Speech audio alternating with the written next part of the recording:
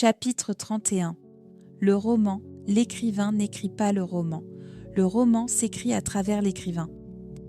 Mélanie tape cette phrase sur le fichier ouvert dans son ordinateur. Depuis son arrivée à Positano au début de cet été, elle est censée rédiger son mémoire pour obtenir son diplôme en lettres. Mais ça traîne.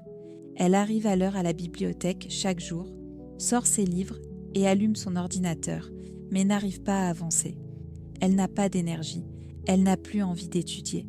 C'est comme s'il n'y avait pas de carburant dans la voiture. Elle a plutôt envie d'écrire sur l'amour, sur la vie, mais pas sur ce sujet. Elle est bloquée dans ce chemin de vie. Obtenir son diplôme en lettres et devenir prof, le chemin tout tracé par ses parents depuis longtemps. Et si elle mettait les clignotants et sortait de ce chemin qu'on a tracé pour elle, pourquoi pas ? Épuisée, elle ferme les yeux, tient sa tête entre les deux mains et plonge dans un rêve lucide. Une idée de roman se forme comme par magie dans sa tête en quelques minutes, comme si c'était un ange qui vient de lui souffler ça à l'oreille.